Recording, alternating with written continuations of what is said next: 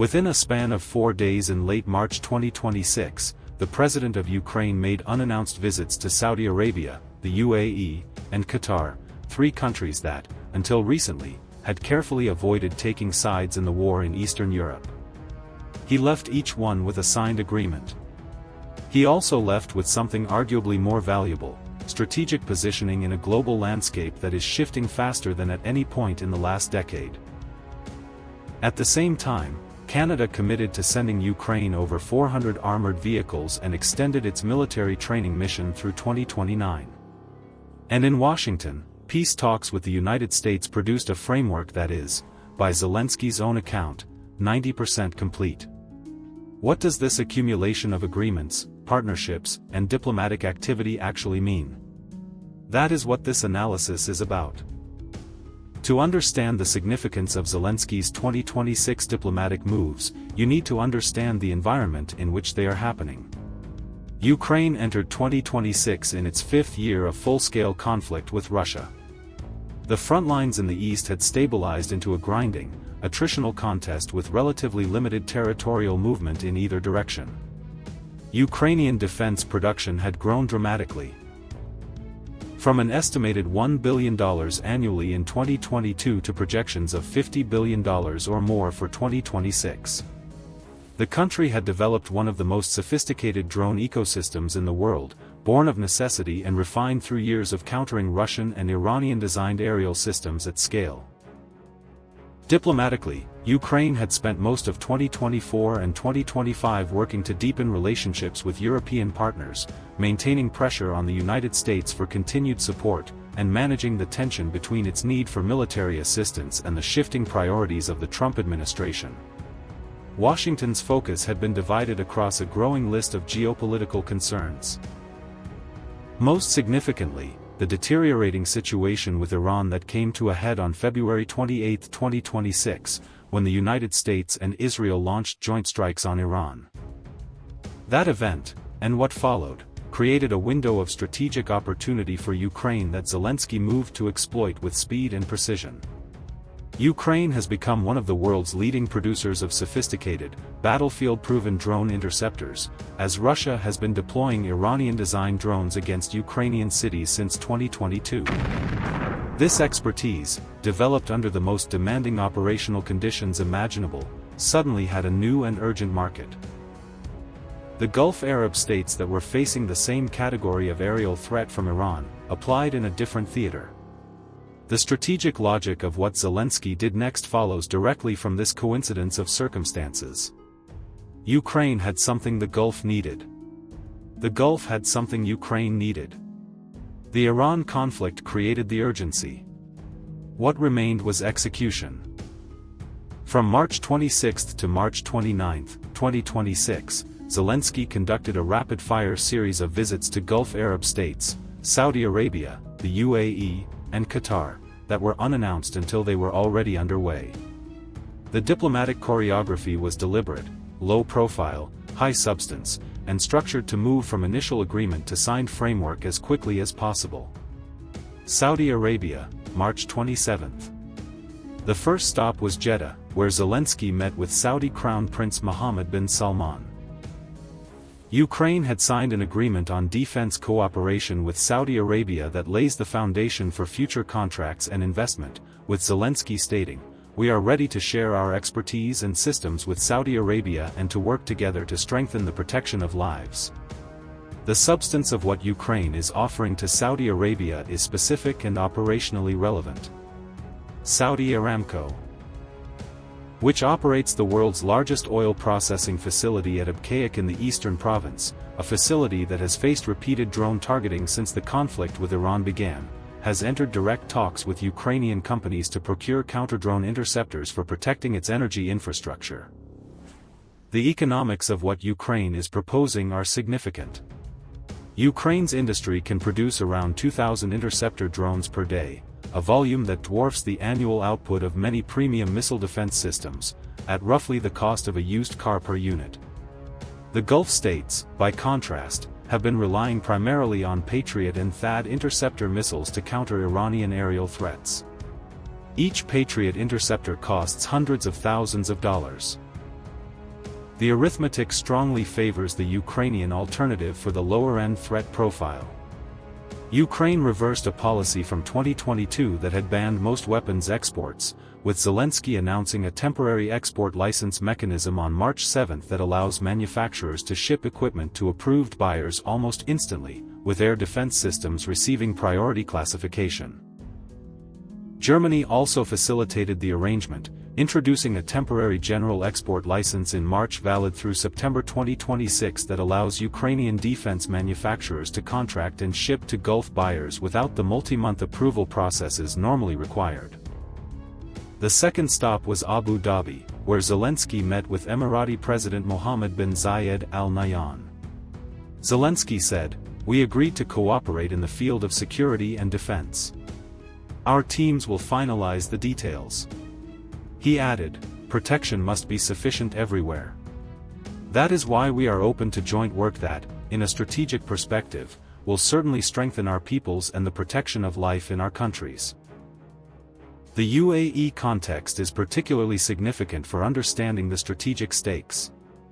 6 people were injured in Abu Dhabi as a result of debris from ballistic missile interceptions on the same day as Zelensky's visit, with fires breaking out in the vicinity of Khalifa Economic Zone's Abu Dhabi.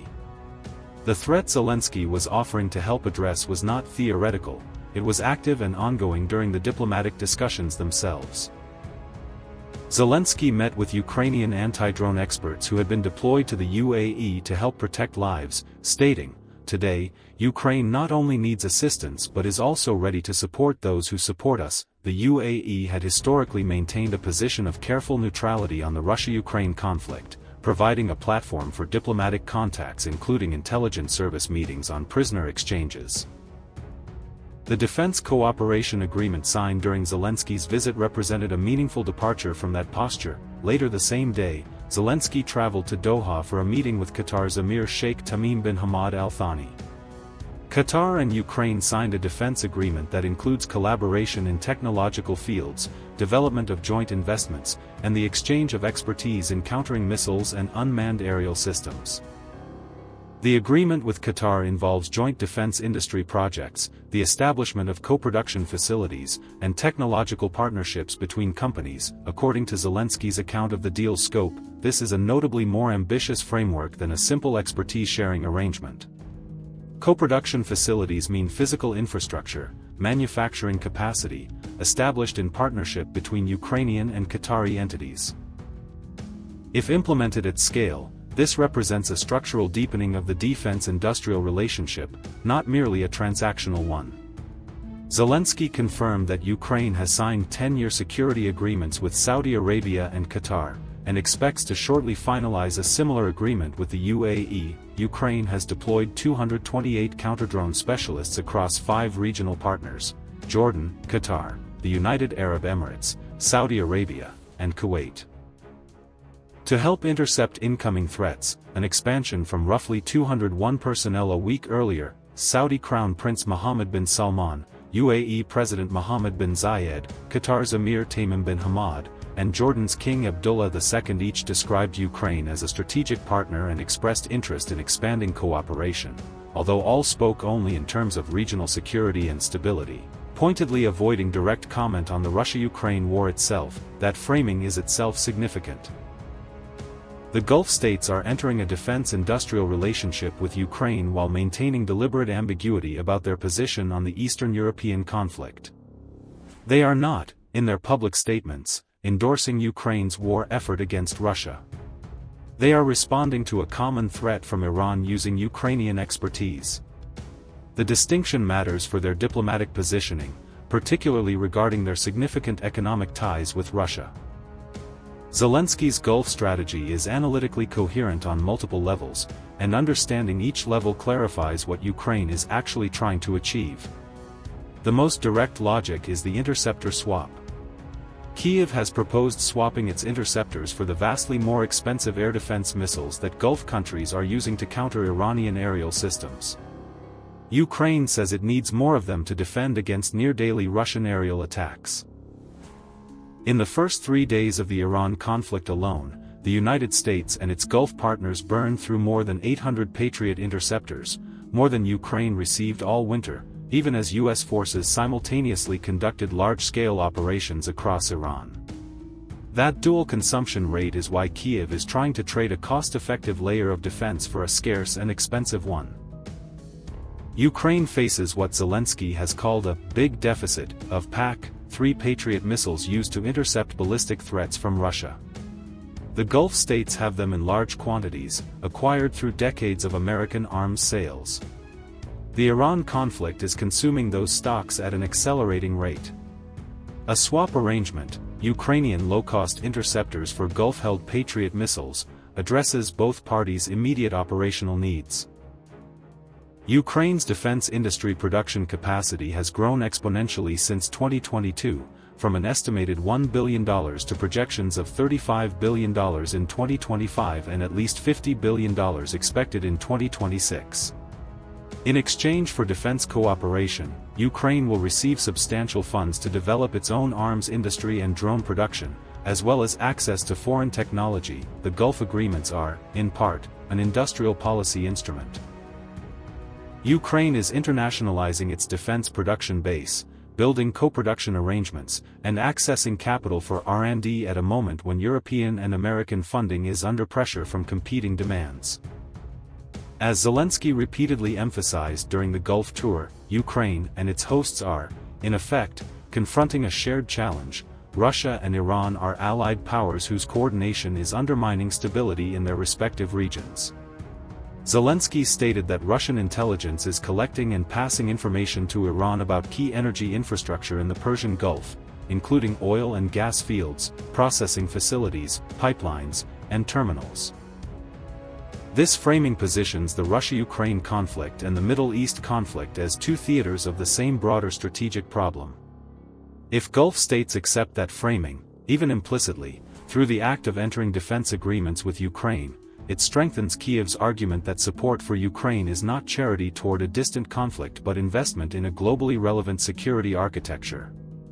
Zelenskyy stated, "If, together with partners in the Middle East, we build a system like Ukraine's, they will be able to track aerial threats in real time, analyze them, keep improving their defense, giving people, critical infrastructure, and trade routes real security." Zelenskyy's Gulf trip came as the Pentagon was reportedly weighing redirecting equipment and weapons intended for Ukraine to the Middle East, as the conflict with Iran strained existing American munitions stockpiles.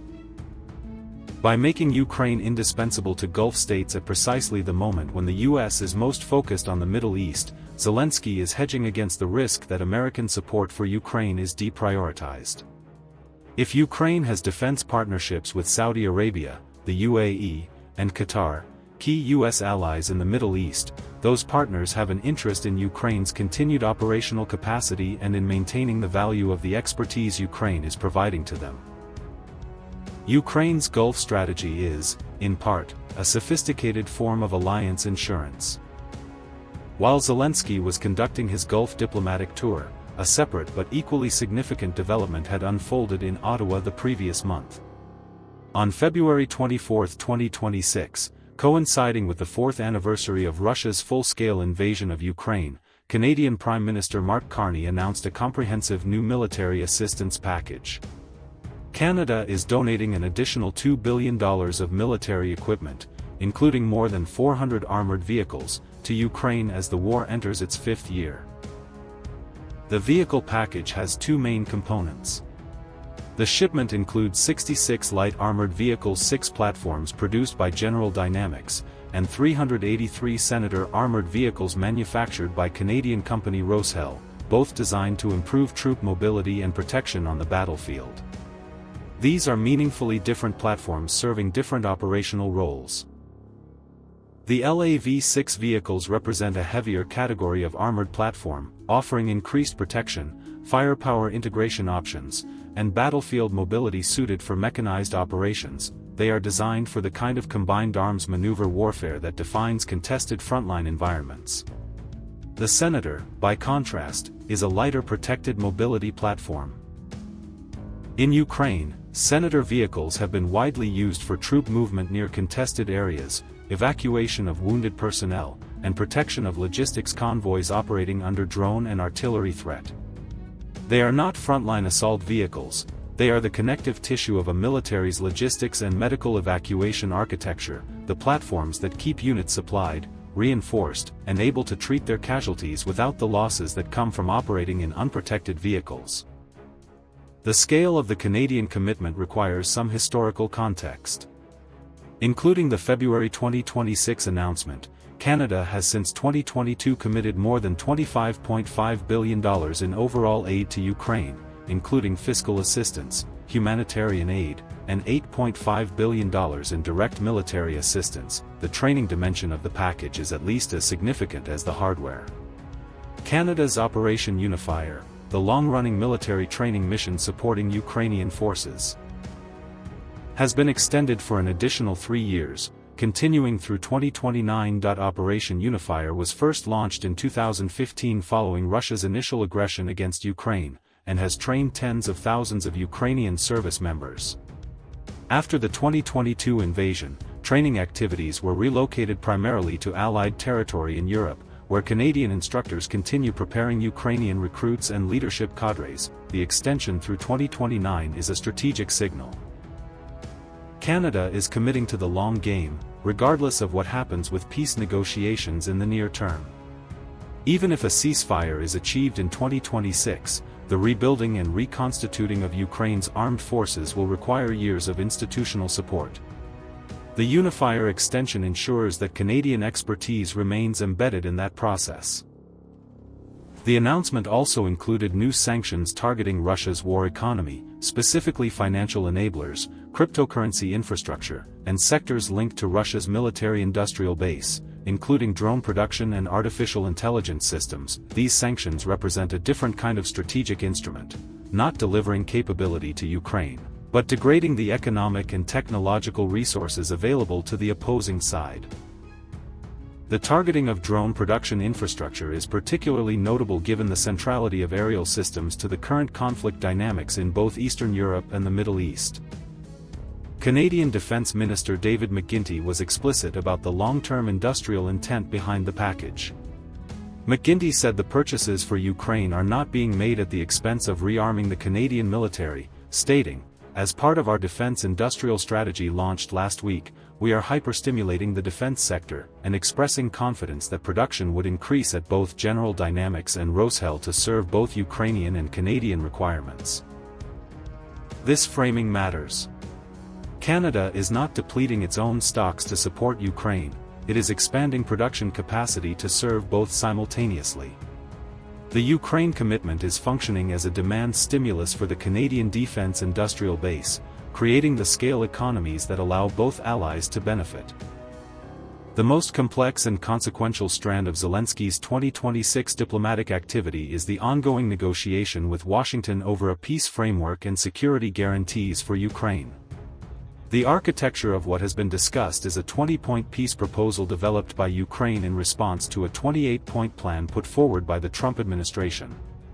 Zelensky, standing beside Trump at Mar-a-Lago in December 2025, stated, "We discussed all the aspects of the peace framework. The 20-point peace plan is 90% agreed." The Ukrainian leader added that the U.S. side agreed 100% with the sections outlining American security guarantees, with the U.S., Ukraine, and European countries, almost, in agreement on joint security guarantees. The security guarantees question is the critical variable. Zelensky has consistently argued that any peace arrangement without credible, binding security guarantees for Ukraine would simply recreate the conditions for renewed Russian military action at a time of Russia's choosing. Ukraine made that argument before February 2022 as well, and the subsequent invasion proved the concern well-founded. Zelensky said the U.S. security agreement for Ukraine is 100% ready to be signed, but that Washington prefers to sign it roughly simultaneously with all other components of a comprehensive peace deal, rather than as a separate preliminary measure. The territorial dimension remains the most difficult unresolved issue. Zelensky confirmed that the U.S. has indicated it would finalize security guarantee commitments for Ukraine once Kyiv is ready to withdraw from the Donbass territory that Russia has claimed to have annexed but where Ukraine still controls a significant portion. the White House contested Zelensky's characterization of the U.S. position, stating it was false that security guarantees were conditioned on a Donbass withdrawal. The public divergence between Kyiv's and Washington's accounts of where exactly the negotiations stand is itself significant. It suggests that the 90% agreed framing, while possibly accurate in aggregate, masks the depth of the disagreement on the remaining 10%, which happens to include the questions that matter most to Ukraine's long-term security.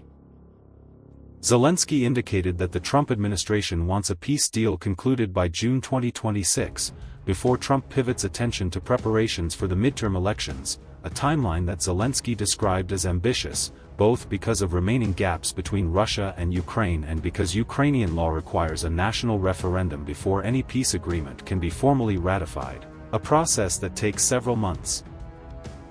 The Middle East conflict has complicated the negotiating environment considerably. The fourth round of Ukraine-Russia UDAS trilateral talks that had been scheduled for March 2026 was postponed after the outbreak of the Iran conflict. Zelensky said he believed Trump's focus was primarily on the Middle East and that the U.S. president was looking for a quick end to the Ukraine conflict to free up strategic bandwidth. This dynamic creates both risk and opportunity for Ukraine. The risk is that Washington, under pressure from competing Middle East priorities, accepts a peace settlement that does not adequately protect Ukraine's security interests. The opportunity is that Ukraine's demonstrated value as a partner in the Middle East, through the drone expertise deployments and Gulf defense agreements, increases Kyiv's leverage in the security guarantees negotiation. Zelensky has also warned that the Pentagon was weighing redirecting equipment and weapons intended for Ukraine to the Middle East, as the conflict with Iran strained existing American munitions stockpiles, a concern that animated Kyiv's urgency in building alternative supply lines through Gulf partnerships and Canada. The American security guarantees question also intersects with the question of what Ukraine's defense industrial base looks like in a post-war environment. If Ukraine secures the Gulf defense industry partnerships it is currently building, co-production facilities, technology transfer agreements, ongoing export relationships, it is not solely dependent on continued American generosity for its defense capability.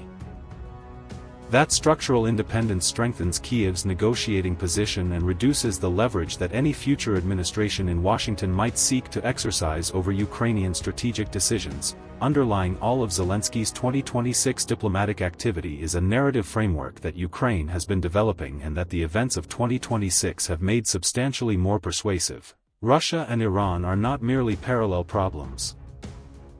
They are cooperating partners whose collaboration is structurally threatening to the same set of countries. Zelensky stated, "Russia will share all they know about this war. They're already sharing with Iranians."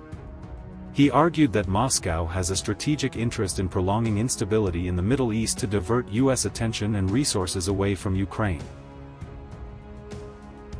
The Iranian drones themselves reinforce the connection. The Shahid drones Iran is using to carry out strikes in the Gulf region are close relatives of the Garand drones Russia has been deploying against Ukraine. In fact, Russia helped modify them to improve their effectiveness and began domestic production. Ukraine's expertise in countering these systems is therefore directly transferable to the Gulf theater. The threat architecture is the same. This convergence is creating a new kind of alliance logic that crosses the traditional dividing lines between the European security theater and the Middle East security theater. Countries that would previously have analyzed their security situations in separate regional frameworks are now confronting a common adversarial ecosystem, and Ukraine, by virtue of its extensive operational experience against that ecosystem, occupies a position of unique practical expertise. For Zelensky, making this argument credibly, and backing it with the deployment of 228 specialists to 5 Gulf countries, is a diplomatic achievement of considerable significance.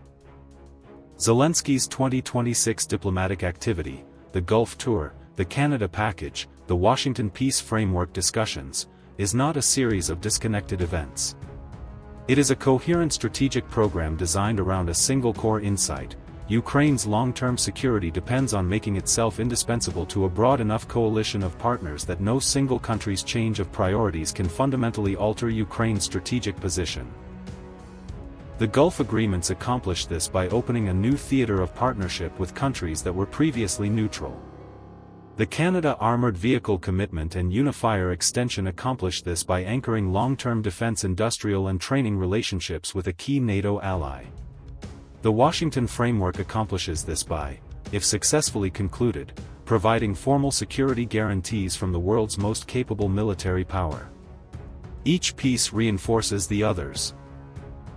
A Ukraine that is providing drone defense expertise to 5 Gulf states is a more valuable partner for Washington.